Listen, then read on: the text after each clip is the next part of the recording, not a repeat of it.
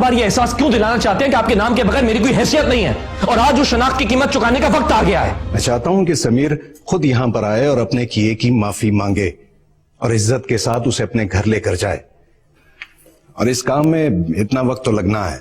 आप गवाह रहिएगा कि घर से जाते हुए मैं सिर्फ अपनी चंद कागज की डिग्रियां लेकर गया और कुछ भी नहीं।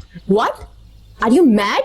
तुम इस तरह घर छोड़ के नहीं जा सकते। आज मैं आप सबके सामने ये दुआ करती हूँ कि समीर अपने मकसद में कामयाब हो करके वापस लौटे। अगर वो मम्मी डैडी डॉट कॉम कूद कर हमारी छत पर आ ही गया था तो तुझसे पिटे बिना कैसे चला गया? फिर तय रहा कि जैसे ही तुम्हारे पेपर खत्म होंगे ना, मैं धानी को दुल्हन बनाकर अपने घर ले आऊंगी। आप बैठे हैं बालिन पे मेरी, मौत का जोर चलता नहीं है। बैठे हैं बालिन पे मेरी, मौत का जोर चलता नहीं है। हाँ भैया, आपने उन्हें बाहर क्यों रोका हुआ है? फौरन अंदर भेजिए।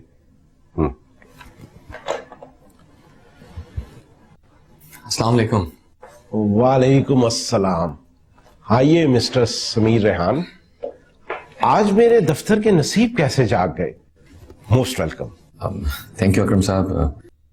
दरअसल मैं आपके ऑफिस की उस वैकेंसी के सिलसिले में हाजिर हुआ हूँ जिसका इश्तिहार कुछ दिनों पहले आपने अखबार में दिया था। अच्छा, वो एग्जीक्यूटिव मैनेजर की पोस्ट? जी। क्या किसी को रिकमेंड करना चाह रहे हैं आप? दरअसल वो अरे लेकिन इतने छोटे से काम के लिए आपने खुद आने की जहमत क्यों की? एक चिट लिखकर उम्मीदवार को दे देते, काम हो जाता। इतने पुराने ताल्लुकात में इस किस्म की फॉर्मेलिटीज की जरूरत तो नहीं रहती। गलत समझ रहे अकरम साहब, मैं किसी और को रिकमेंड नहीं करना चाहता, बल्कि मैं खुद इस जॉब के लिए इंटरव्यू देना चाहता हूँ। ये आप क्या कह रहे हैं? आप नौकरी करेंगे? आप मजाक तो नहीं कर रहे समीर साहब? मेरी कंपनी जैसी दर्जनों कंपनियां भी मिल जाए तो आपकी अंपायर के एक सेक्शन का मुकाबला नहीं कर सकती। अकरम साहब, मैं इस वक्त रेहान ग्रुप ऑफ कंपनीज या समीर बिजनेस एसोसिएट्स की हैसियत से नहीं, बल्कि सिर्फ समीर की हैसियत से आपके सामने हाजिर हुआ हूं, और मेरी आपसे रिक्वेस्ट है कि मेरी एप्लीकेशन को भी किसी आम कैंडिडेट की एप्लीकेशन की तरह कंसिडर करके फैसला करें please. I am sorry Sameer साहब, मैं चाहूं भी तो ये नहीं बुला सकता कि आप कौन हैं। मुझे नहीं पता कि आप ये सब क्यों कह रहे हैं, लेकिन मेरे लिए ये मुमकिन नहीं है। क्यों? क्या मैं इस काबिल नहीं हूं या मेरी डिग्रीज में कुछ कमी है? अरे नहीं, आप हर तरह से क्वालिफाइड हैं। मेरी और मुझ जैसी दर्जनों कंपनियां आपकी अंपायर की वजह से चल रही हैं। ऐसे में कोई क्यों आपको अपना सबऑर्डिनेट मुकर्रर करने की गलती करेगा? नहीं, ये मेरे लिए पॉसिबल नहीं है। आप प्लीज मेरी मजबूरी समझें। आप मेरे लिए कोई और खिदमत हो तो जरूर बताइए।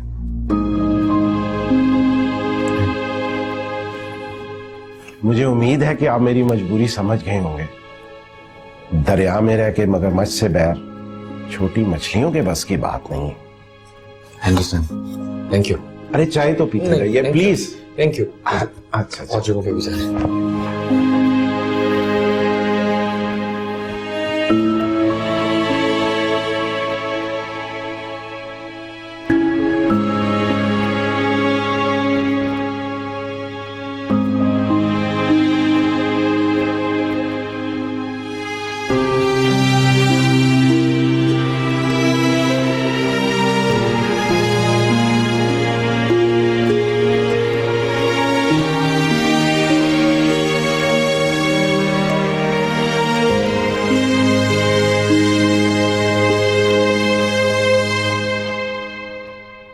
जी जमाल साहब, सही कह रहे हैं आप। आजकल की नई नस्ल के सर पर तो हर वक्त एडवेंचर सवार रहता है। किसी दोस्त से शर्त लगा ली होगी कि अपने बलबूते पर नौकरी ढूंढ कर दिखाओ, और भाई साहब निकल पड़े होंगे नौकरी ढूंढने। जी जी बिल्कुल बिल्कुल। अगर आप अपने पार्किंग लॉट में देखें तो आपको पता चलेगा वो शैतान एस क्लास मर्सिडीज में 50,000 की नौकरी लेने आया होगा। जी जी, बस अल्लाह ही बचाए इस नई नस्ल के मस्तियों से। जी जी ठीक है ठीक है ठीक है ठीक है। Thank you so much. I really appreciate your calling.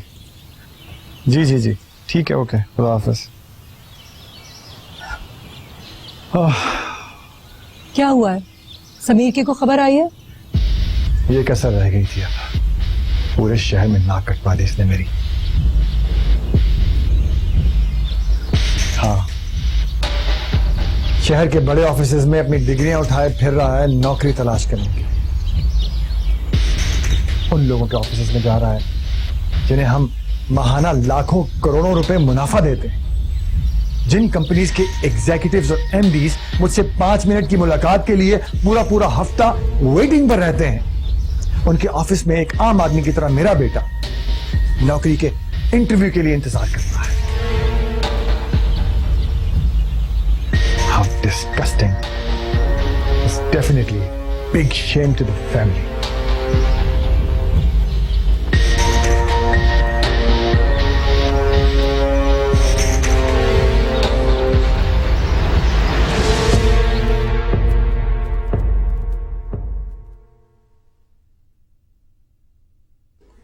Sameer, हाय।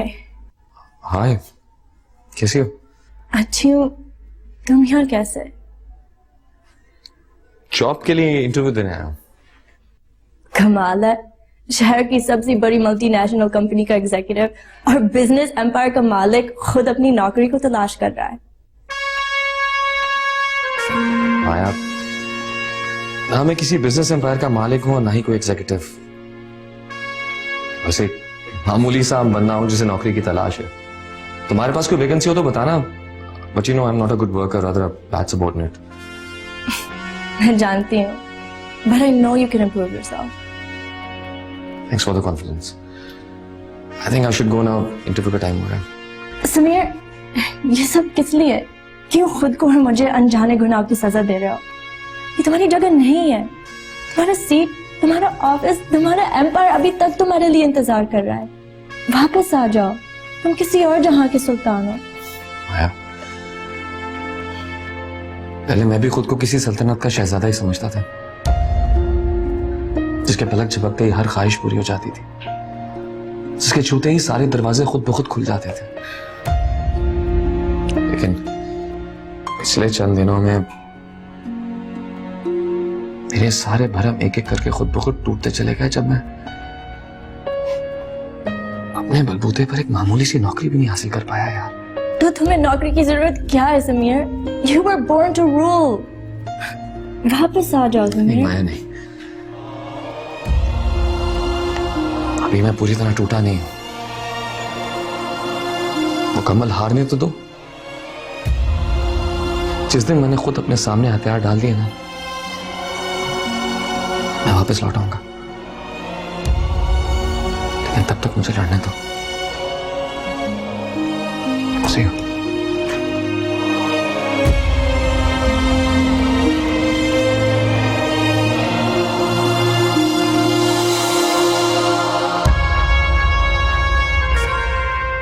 मैं ना कहती थी आपा जी कि लड़की वाले धानी को घर ले जाने में बहुत जल्दबाजी कर रहे हैं। शुक्र है अल्लाह का बुआ, बात बन गई और ये सारा कमाल तुम्हारा है बुआ। बस अल्लाह करे अब सही हो जाए, सब कुछ ठीक हो जाए। बस आप जल्दी से तैयारी शुरू करें। वो क्या नाम है कि 4 महीने बाद ना लड़की का मुकाबले का इम्तिहान है। जब मुकाबले का इम्तिहान खत्म हो जाएगा तो वो बारात लेके यहाँ आ जाएंगे। अल्लाह का शुक्र है।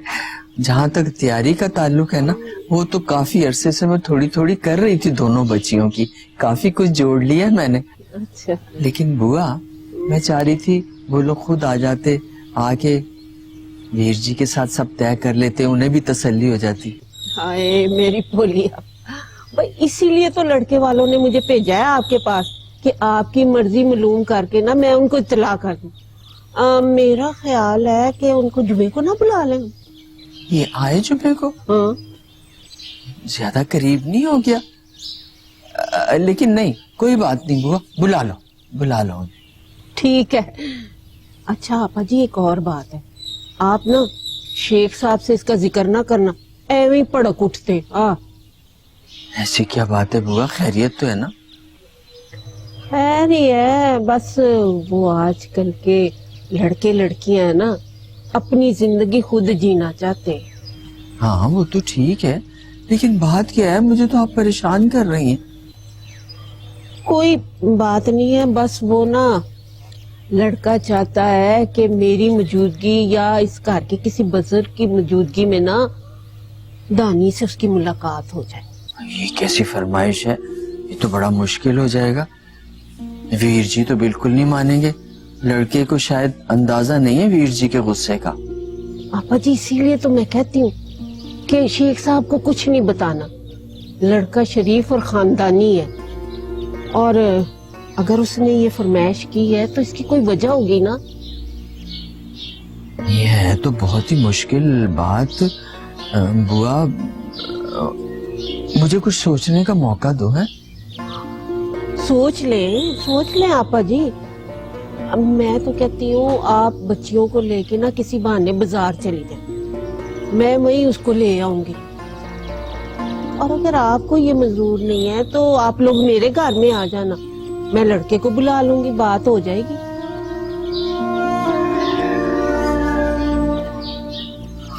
अच्छा ठीक है, मुझे कुछ वक्त दो, बताती हूँ। ठीक। तुम फिक्र मत करो, मेरे मैनेजर ने शहर के तमाम फर्म्स और कंपनीज को फोन करके सख्ती से मना कर दिया है कि अगर किसी ने भी समीर को अपने यहाँ जॉब देने की गलती की तो वो डायरेक्ट हमें अपना ओपोनेंट समझे, और इस पूरे शहर में हमारा कोई भी राइवल हमारे अगेंस्ट खड़े होने की हिम्मत नहीं कर सकता। सो समीर को कहीं जॉब नहीं मिल सकती।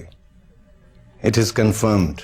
Thank you, I'm a bit relaxed now. Thank you for your help.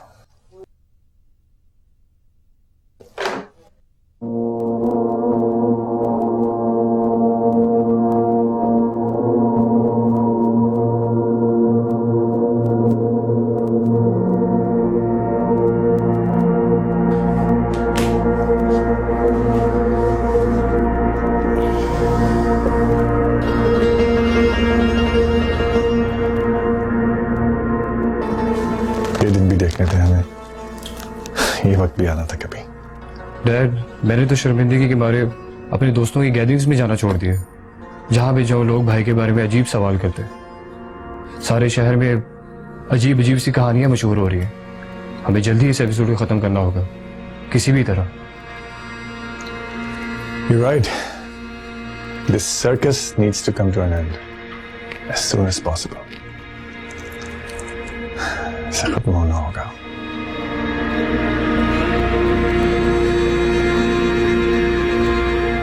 एक बात समझ में नहीं आ रही, पूरे शहर में ऐसी कोई भी फर्म नहीं है जो तुम्हें एक छोटी सी नौकरी दे सके। तुम्हारे पास इतनी सारी डिग्रियां हैं, इतनी डिमांड है उसकी मार्केट में। मुझे तो कोई भी नौकरी दे देता, अगर सेठ रेहान के बेटे समीर रेहान को कोई भी नौकरी देते हुए घबराता है। कोई भी डैड या रियासत अंकल के मुकाबले पर नहीं आना चाहता। आज अंदाजा हुआ है कि डैड और रियासत अंकल का बिजनेस सेक्टर पर कितना होल्ड है। बहुत से लोगों को तो मेरे और माया के रिश्ते का भी पता। ओह, तो इसका मतलब ये हुआ कि पहला राउंड तुम्हारे डैड ने बड़ी आसानी से जीत लिया। अब क्या सोचा है आगे? सोचना क्या है, किसी और शहर जा नहीं सकता क्योंकि जिसके लिए त्याग लिया है वो इसी शहर में। और मैं उसे प्रूव करना चाहता हूं कि मैं सिर्फ एक बिगड़ा हुआ अमीर ज़्यादा नहीं हूं। मेरे सीने में भी दिल है, सब उसके लिए धड़कता है।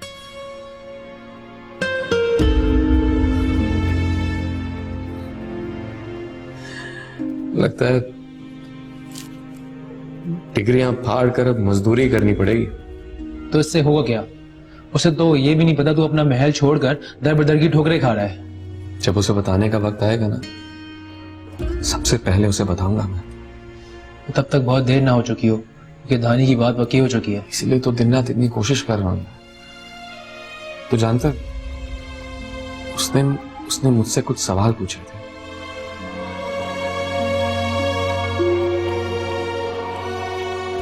मैं उसके सामने तभी जाऊंगा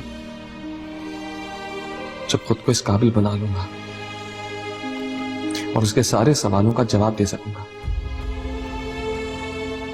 बस दुआ कर यार,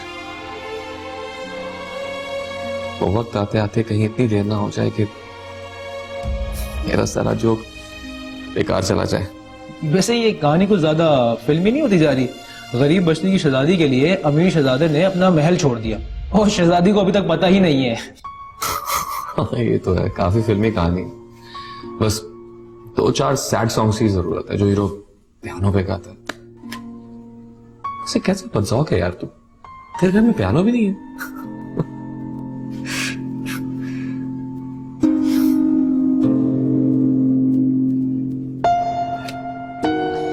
अब सोने जा रहा हूँ यार, आज भी लेट हो गया था। सुबह फिर नौकरी की तलाश में जल्दी निकलना। अच्छा कुछ पैसे रख ले मेरे पास। अरे नहीं, पैसे ही नहीं।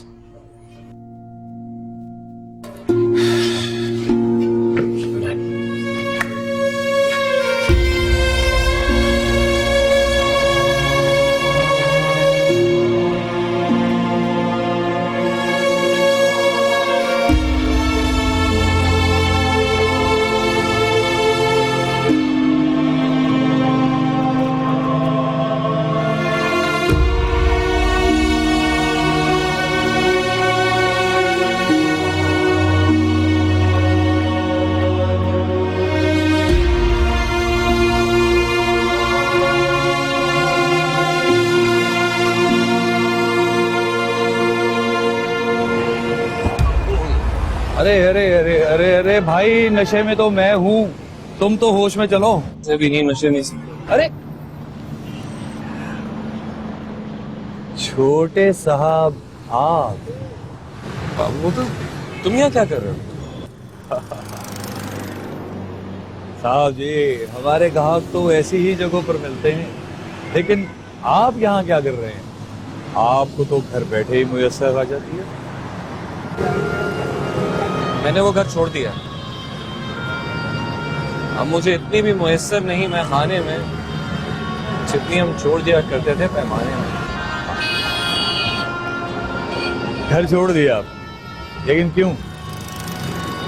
जाने दो, फिल्मी कहानी तुम्हें यकीन नहीं आएगा। मुझे आप पर पूरा यकीन है छोटे साहब, आप उन लोगों में से लगते भी नहीं। वो बड़े से बंगले के बाशिंदे जो हैं, आप उनमें से नहीं, इसीलिए तो घर से बाहर हूं। लेकिन यहाँ क्या कर रहे हैं आप? नौकरी ढूंढ रहा हूं, लेकिन मेरे डैड की वजह से इस पूरे शहर में कोई भी मुझे नौकरी नहीं देना चाहता। मेरी नजर में है एक नौकरी, लेकिन हो सकता है कि वो नौकरी आपके लायक ना हो। मुझे तो लगता है शायद मैं किसी नौकरी के लायक नहीं रहा। तुम बताओ, मैं कोई भी काम करने को तैयार हूँ। वो मेरा एक भांजा जो है वो डीसी साहब के ऑफिस में क्लर्क है। वो बता रहा था कि डीसी साहब के ऑफिस के अंदर वो एक आरजी जगह खाली है, तो वो अगर आप कहें तो मैं उनसे बात कर लेता हूँ। हाँ, मुझे उसके पास ले चलो। हाँ चलें, वो करीब में ही है। आए आए आए।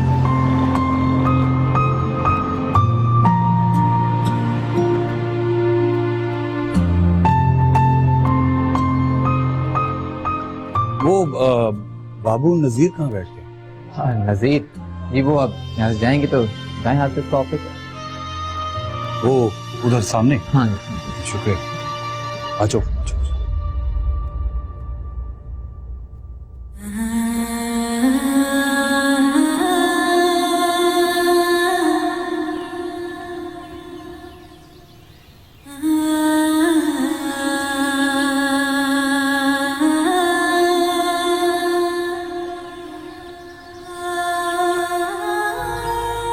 तो इसमें हर्जी क्या है भला? 2 घड़ी वो तुमसे बात करना चाहता है तो कर लो ना बात, और फिर मैं और बुआ भी वहीं मौजूद होंगे। मैं कौन सा तुम्हें अकेले भेज रही हूँ उसके पास खुदा ना खास्ता। जी मुझे नहीं करनी उससे बात। आप लोगों ने मेरा रिश्ता तय कर दिया है, मैंने हाँ कर दी है, तो क्या कसर बाकी रह गई है? उसके घर वाले मुझसे मिल चुके हैं, मुझसे अच्छी तरह देख चुके हैं, तो क्या तुक इस फरमाइश की? तो कोई तो तुक होगी ना आखिर। हो सकता है वो जल्दी रुखसती के बारे में तुमसे मिलकर तुम्हारी मर्जी मालूम करना चाहता हो, या इसके अलावा भी तो कोई बात हो सकती है, तभी तो उसने ये कहा है। वाह अभी जी, आपने अभी से उसकी अपनी वकालत शुरू कर दी। दामाद बनने से पहले इतनी तरफदारी। हाँ तो क्यों ना करूं भाई तरफदारी, आखिर हमारी धानी का नसीब है वो, और वैसे भी बहुत ही अदब और इज्जत वाला बच्चा है। मगर बीजी, अगर मगर कुछ नहीं, बस तुम तैयार रहना, बाकी तफसील मैं बुआ के साथ मिलके तय कर लूंगी।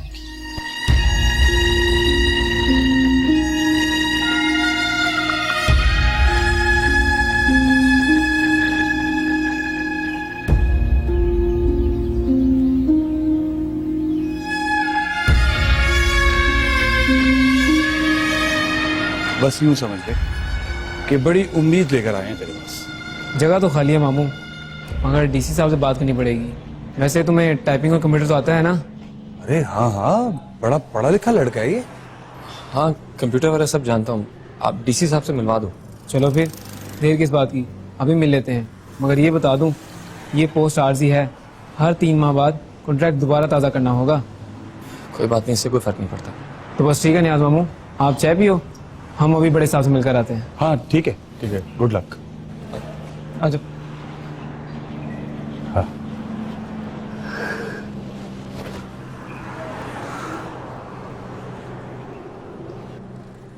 बस आप आज से मेरे मेहमान हैं, मेरे साथ रहेंगे, आप मेरे साथ चलेंगे।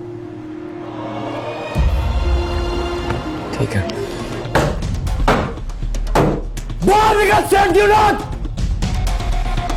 आज तो मैं तेरा किस्सा खत्म कर डालूंगा। निकल बाहर!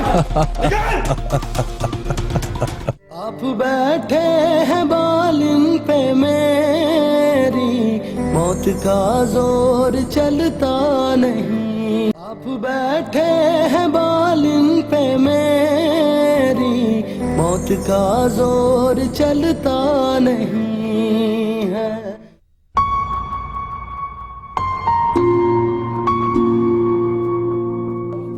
हाँ भाई, कितना पढ़े लिखे हो? सर मैंने सिर्फ ग्रेजुएशन किया। गुड, फिर तो काम जल्दी समझ आ जाएगा।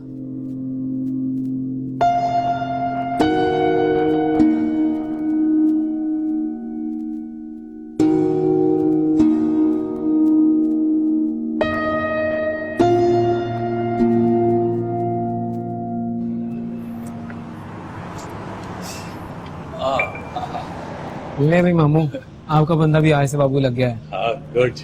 डीसी साहब बड़े खुश हुए इससे मिलकर। अरे मैं ना कहता था, बड़े लायक हैं हमारे छोटे साहब। ये छोटे साहब प्यार से बुलाते हैं, पुरानी खानदानी वाकफियत है इनसे। अच्छा चलो, ये मसला तो हल हुआ। शुरू शुरू में 15,000 तनख्वाह होगी, अगर मुस्तकिल हो गए तो बढ़ भी जाएगी। 10,000 भी बहुत है। पहला सरकारी नौकर देखा है जो अपनी तनख्वाह पे खुश है। चलो अच्छा है, सब्र शुक्र भी अच्छी चीज़ होती है। मैं कब से ज्वाइन कर सकता हूँ? कल सुबह से ही। अमजद साहब से कहकर आपका ऑर्डर टाइप करवा कर डीसी साहब से दस्तखत करवा लूँगा। आप अपने शनाख्ती की एक फ़ोटो कॉपी देते जाइएगा मुझे। हाँ हाँ, चल भाई, बड़ी मेहरबानी तेरी। आपका बहुत शुक्रिया। अरे शुक्रिया की कोई बात नहीं, मामू का हुक्म था, कैसे टालता, नहीं तो सारी जिंदगी इनकी डांट खानी पड़ती। चल ठीक है, जा जा, काम कर काम कर। अरे छोटे साहब,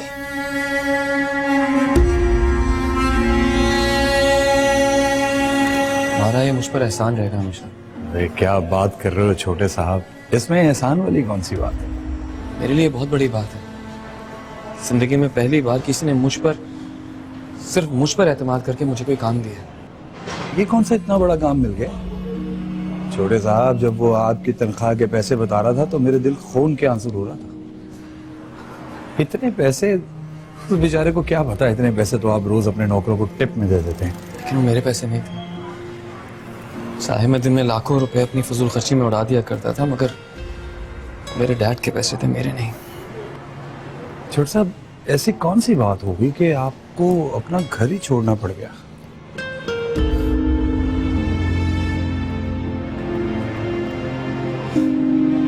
बस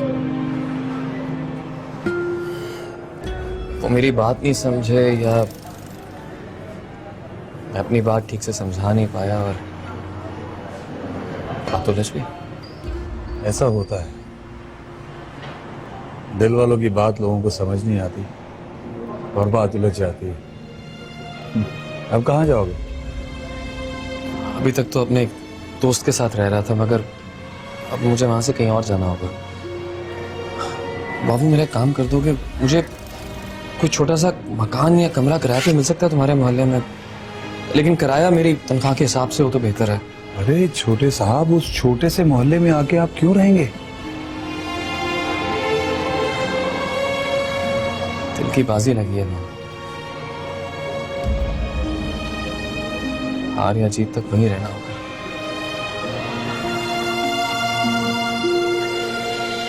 बिजली नहीं आती वहां पर, पानी लाइन में खड़े होकर लेना पड़ता, गैस का भी कुछ पता नहीं चलता, मच्छरों की तादाद बहुत ज्यादा है और इतने सारे बच्चे हैं वहां पर, इतना शोर, आप कैसे रह पाओगे वहां पर छोटे साहब? शायद पहले कभी ना कर पाता, मगर अब कर लूंगा। मेरा ये काम कर दो बाबू। सब जो हो गया, उस मोहल्ले में कोई भी आपको पनाह नहीं देगा, लेकिन आज से आप बाबू न्याज के मेहमान हैं। नहीं बाबू, मैं तुम पर बोझ नहीं बनना चाहता, और हो सकता है आगे चलकर मेरी वजह से तुम पर बहुत सी मुसीबतें भी नाजिल हों। आप बहुत गलत कर रहे हैं छोटे साहब। बरसों से आपकी हवेली का नमक खाया है, इस तरह का ताना देकर आप मुझे नमक हराम ही करवा रहे हैं। आप कोई बात नहीं करेंगे और मैं आपकी कोई बात नहीं मानूंगा। बस आप आज से मेरे मेहमान हैं, मेरे साथ रहेंगे, आप मेरे साथ चलेंगे। ठीक है, तो चलो मैं शाम में आ जाऊंगा। ठीक है, चलें। शुक्रिया।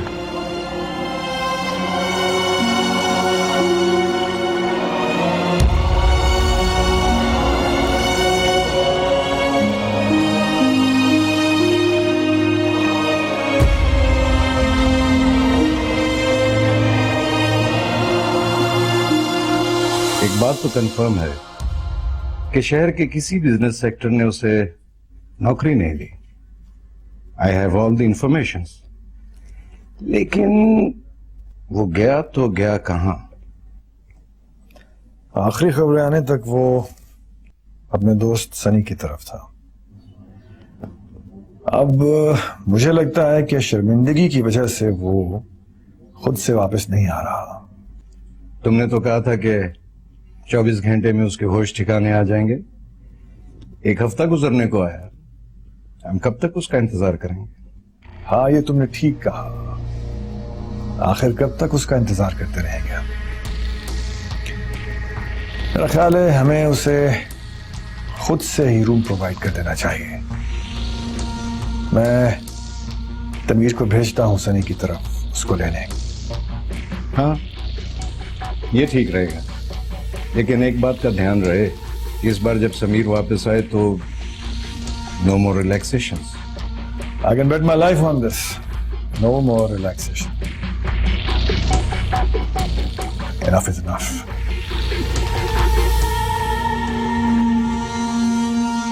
बस बहुत सुन ली मैंने तुम्हारी बकवास। तुमने अपना घर छोड़ा, मैं खामोश रहा। तुमने अपना बिजनेस छोड़ा, मैं उस वक्त भी खामोश रहा। ठीक है, तुम 2 टके की नौकरी के लिए डबे टोकरे खाते रहे, मैं उस वक्त भी खामोश रहा। मगर अब मैं खामोश नहीं रहने वाला, ठीक है? और मैं तुम्हें नहीं जाने दूंगा उस 2 टके के मोहल्ले में रहने के लिए। जिसके लिए ये सब कुछ किया है, अब तो उसके सवालों का जवाब देने का वक्त आया है। तो खुद बता, एक पुरानी पाकिस्तानी फिल्मों की कहानी पूरी कैसे होगी? ये मजाक का वक्त नहीं है सैम। और वैसे भी पहले भी उन्होंने तुम्हारे साथ कोई अच्छा सलूक नहीं किया था, और वो लड़की का कजन पतंगबाज तुम्हारा जानी दुश्मन है। कैसे फेस करोगे उनको अकेले? बस बहुत हो गया, मैं तुम्हें कहीं जाने नहीं दूंगा। मेरी बात सुन, नहीं, मैंने कुछ भी नहीं सुनना, तुझे नहीं जाने दूंगा, बस खत्म हो गई बात। मेरी बात सुन, जब मैंने घर छोड़ा था तब भी ये सब मेरे इल्म में था और ये सब मुझे ही फेस करना है। यार याद है तेरे फेवरेट शायर का शेर, ये इश्क नहीं आसान बस इतना समझ लीजिए, एक आग का दरिया है और डूब कर जाना। अच्छी तरह याद है, और ये भी याद है ये शेर याद ना करने पे हमारे टीचर असदुल्ला खान ने हम दोनों को इतना डरता था। वो भी क्या टीचर थे यार, गालिब की मोहब्बत में अपना नाम ही असदुल्ला खान रख लिया। और याद है उस दिन कितना भड़के थे जब मैंने उनसे पूछा था कि गालिब का तखल्लुस गालिब था या असदुल्ला खान। गोल्डन मेमोरीज थी वो स्कूल की। और फिर तुम्हारे फादर ने तुम्हें लंदन भेज दिया और मुझे अकेला छोड़ दिया असदुल्ला खान गालिब के साथ अपने फेवरेट टीचर के पास। मत जा सैम, प्लीज मत जाओ।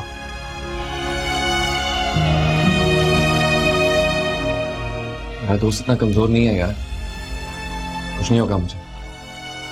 ठीक है, फिर मैं भी चलूंगा तेरे साथ। यार तू जानता है ऐसा नहीं हो सकता, मैं खुद वहां किसी के घर स्टे कर रहा हूँ। तू परेशान ना हो, I'll stay in touch। देख मैं जानता हूँ अपने मुकद्दे की लड़ाई तू अकेले लड़ना चाहता है, ठीक है, मैं नहीं रोकूंगा तुझे, मगर एक बात याद रखना, अगर तुझे कुछ हो गया ना तो मैं अपने आप को कभी माफ नहीं कर सकूंगा।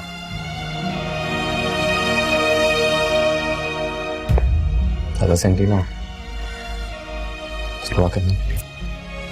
अच्छा ये कुछ पैसे रख ले। अरे नहीं पैसे हैं मेरे पास। रख ले पैसे। अरे यार है ना मेरे पास खाली जेब, और मैं इसको और बदुआ देता हूँ।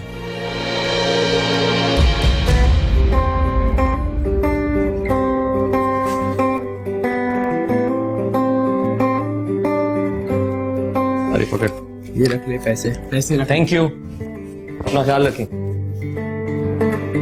आप बैठे हैं बालिन पे मेरी, मौत का जोर चलता नहीं है। आप बैठे हैं बालिन पे मेरी, मौत का जोर चलता नहीं है। आप बैठे हैं बालिन पे मेरी, मौत का जोर चलता नहीं है। मौत मुझको गवारा है लेकिन, मौत मुझको गवारा है लेकिन, क्या करूं दम निकलता नहीं है। क्या करूं दम निकलता नहीं है। ये अदा ये नजाकत बरासिल, मेरा दिल तुम पे कुर्बान, लेकिन क्या संभालोगे तुम मेरे दिल को, जब ये आंचल संभलता नहीं है। मौत का जोर चलता नहीं है। कौन है?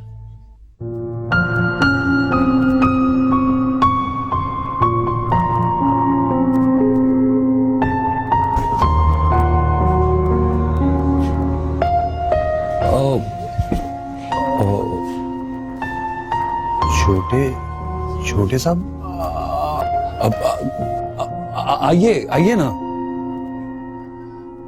आइए आइए आइए छोटे साहब आइए।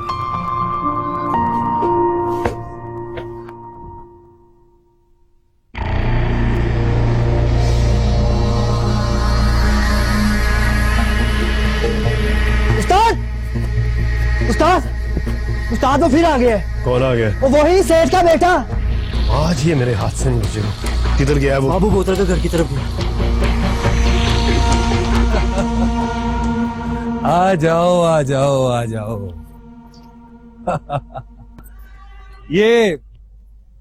ये है मेरी छोटी सी दुनिया छोटे साहब, जहां दिल चाहे कब्जा कर लो। बस एक कुटिया मेरे लिए छोड़ देना, खूब गुजरेगी जब मिल बैठेंगे दीवाने दो। लेकिन तुम्हारी फैमिली, आई मीन बीवी बच्चे। शादी होती तो बीवी बच्चे होते ना। लेकिन तुम्हें देखकर लगता नहीं कि ये जगह काफी मिसमैच है दोनों। पता चल जाएगा, आहिस्ता आहिस्ता पता चल जाएगा। लेकिन एक बात है, मैं किराया तुम्हें जरूर दूंगा। अच्छा ठीक है, दे देना। जिस राह पे तुम चल पड़े हो, तुम्हारी खुददारी ही तुम्हारा सरमाया है। कौन से रास्ते पे? मोहब्बत के रास्ते पर छोटे साहब, मोहब्बत के।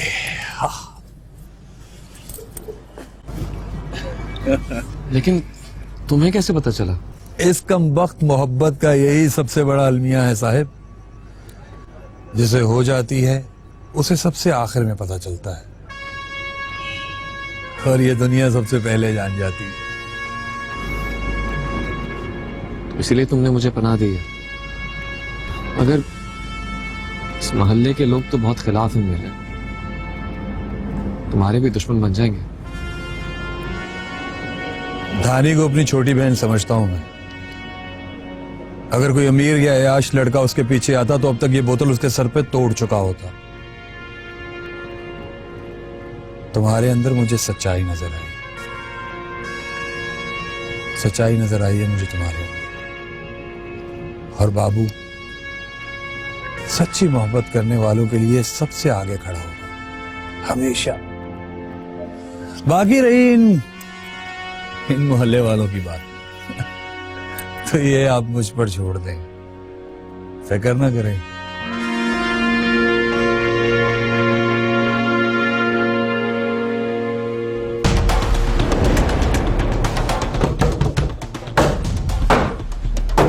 बाहर निकल सेंट्यूलॉट!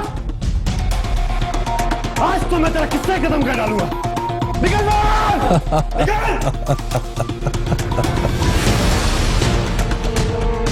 हाँ छोटे साहब, बैठो आप बैठो। ये भी अपना एक जज्बाती भाई है, इसको मैं देखता हूँ। अरे बैठो बैठो छोटे साहब बैठो। अबे और राजा के बच्चे।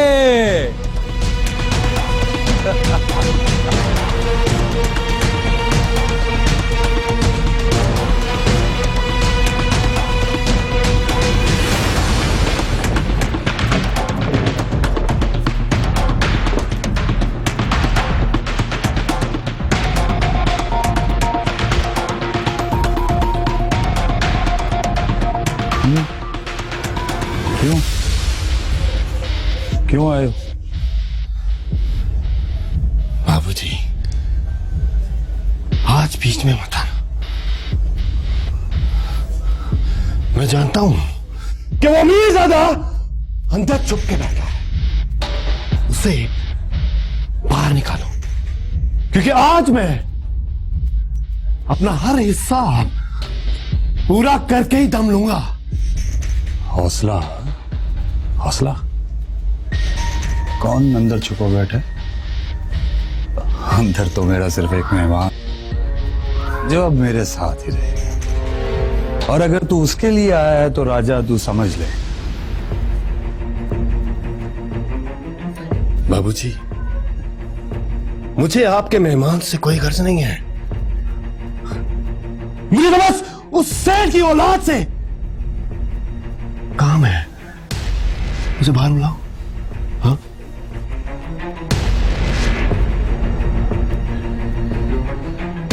देख राजा, छोटे साहब है अंदर। छोटे साहब अब मेरे साथ रहेंगे, मेरे घर में मेरे मेहमान बनकर।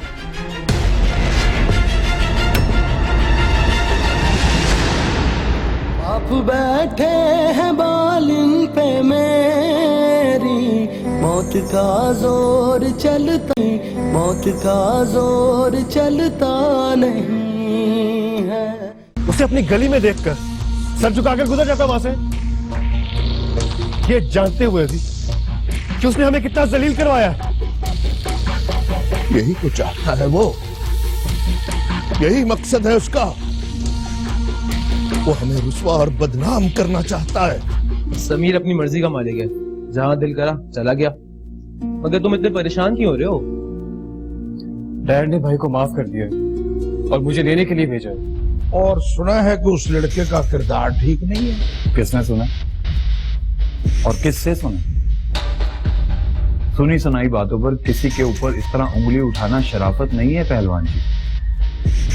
गली में किसी ने हमला कर दिया उस लड़के पर।